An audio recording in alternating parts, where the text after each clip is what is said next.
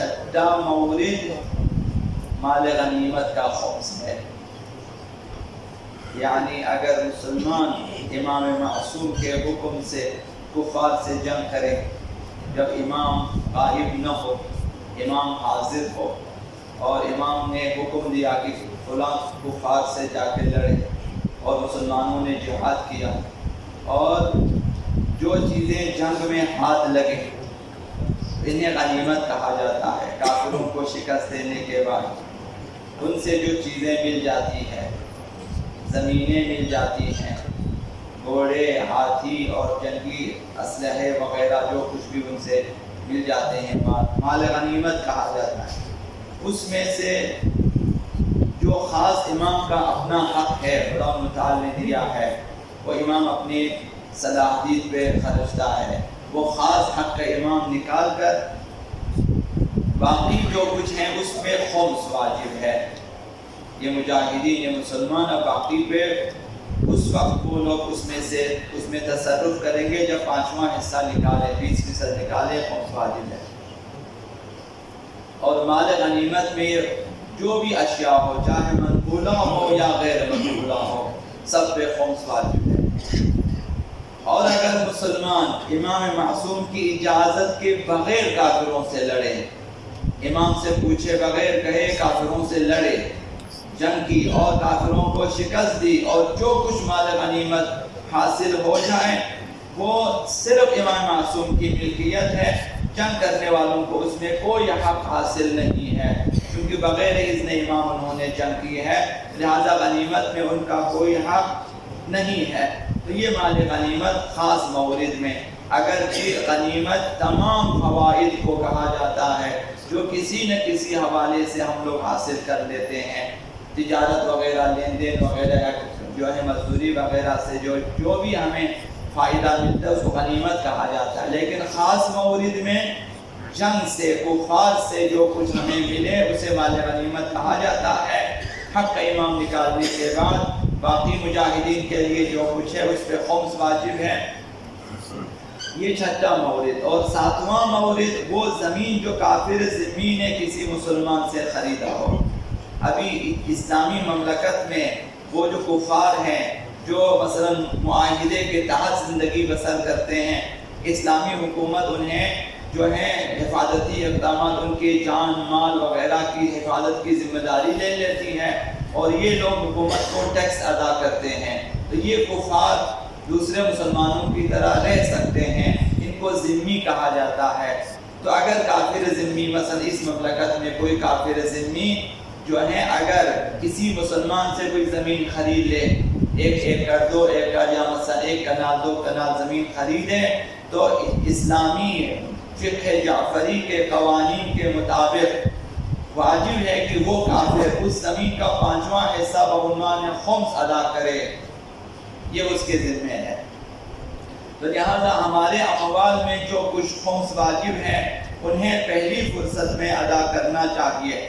جو شخص خمس ادا کر لیتا ہے وہ بہت عظیم احسان اور عظیم نیکی انجام دے دیتا ہے.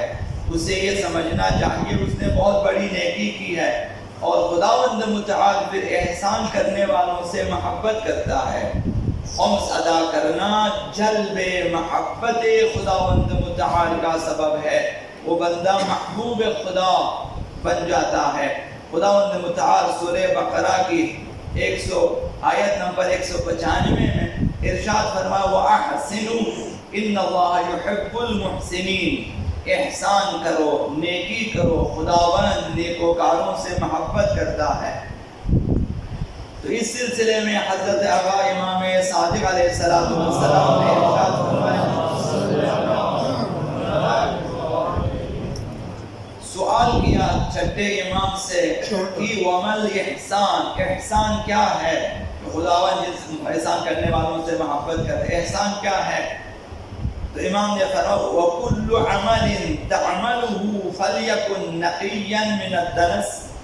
احسان یہ ہے کہ ہر وہ عمل جسے تو اللہ کے لیے انجام دے اسے ہر قسم کی آلودگی سے پاک رکھو. یہ احسان ہے، یعنی محرمات سے بھی پاک رکھو، مشتبہات سے بھی پاک رکھو، بعض چیزیں حرام ہیں قطعی پتہ ہے ان سے دور رکھو۔ خمس کے مال کو اور اپنے مال کو اس میں جو بھی آپ نیکی کرتے ہیں عمل اسے، ہر عمل، نہ صرف مال، نہ صرف ہر عمل کو، نماز روزہ حج زکوٰۃ وغیرہ سب کو محرمات سے دور رکھیں اور مشتبہات سے بھی دور رکھیں۔ بعض چیزیں مشکوک ہیں، نہ معلوم حلال ہے نہ معلوم حرام، مثلا لباس ہے آپ کے پاس کہ نہ معلوم نجس ہے پاک ہے، آپ کو اس میں شک ہے، تو پھر آپ کے لیے شرعاً اجازت یا پہن کے نماز پڑھنے میں یقین نہیں ہے، لیکن مشتبہ ہے، مشتبہ ہونے کی صورت میں ایک مومن یہ کسے چھوڑ دیتے ہیں، اس لباس میں نماز ادا نہیں کروں گا، مجھے تھوڑا سا شک۔ تو مشتبہات سے، اسی طرح کھانے کے سلسلے میں اسی طرح، تو لہٰذا فرمایا کہ احسان یہ ہے کہ ہر عمل جو تو انجام دے اسے محرمات سے اور مشتبہات سے پاک رکھیں، حرام چیزوں سے آلودہ نہ کریں۔ تو اسی طرح خمس کو بھی چاہیے کہ اسے احسان بنانے کے لیے کہ یہ خمس ادا کرنا ہمارا یہ احسان بنے اور خداوند ہم سے محبت کرے، ضروری ہے کہ خمس کو محرمات سے پاک رکھیں، مثلا ریا سے پاک کر دیں، اسے دکھاوے کے لیے نہ دیں، دوسروں کی خوشنودی حاصل کرنے کے لیے نہ دیں۔ مثلا عرض کرتا ہوں کہ ایک مومن ایسا ہوتا ہے جو خمس نکال لیتا ہے، تھوڑا سا سامنے امام بن جاتا ہے، تھوڑا سا سامنے سادات بن جاتا ہے، وہ چاہتے ہیں کہ اب اسے کسی ایسے شخص کو دیں تاکہ اس کا نام آ جائے یا جو ہے اس کے احسان مند ہو جائے۔ ایسا نہ کریں، بغیر احسان جتائے دیا کریں۔ اگر آپ کسی سید کو بھی دے دیتے ہیں تو آپ بغیر احسان جتائے، بغیر بتائے دے دیں، بہتر یہ کسی اور کے ہاتھ میں دے دیں کہ جا کے فلاں مثلا سید کو آپ دیں۔ اسی طرح اگر اجازت ہوا آپ کے پاس ہمیں امام خرچنے کی تو آپ جو اس طرح سے خرچیں کہ لینے والے کو احساس تک نہ ہو، تاکہ یہ ریا سے پاک ہو۔ اسی طرح سمعہ سے پاک ہونا، سمعہ یہ کہ انسان چاہتا ہے کہ اس کی نیکی کے قصے دوسرے سنیں اور دوسرے جو ہیں وہ احساس کریں کہ اس نے نیکی کی ہے، یعنی دوسروں کے کانوں تک پہنچنا چاہتا ہے، یہ سمعہ ہے۔ یہ بھی ٹھیک نہیں ہے کہ آپ کی نیکیاں دوسرے جو ہے سنیں، اور تو اسے پاک رکھنا، اسی طرح مشتبہات سے بھی پاک رکھنا چاہیے۔ تو یہ احسان ہوگا اگر خمس کو ریا سمعہ وغیرہ سے پاک رکھیں، احسان ہوگا اور پھر اللہ احسان کرنے والوں سے محبت کرے گا۔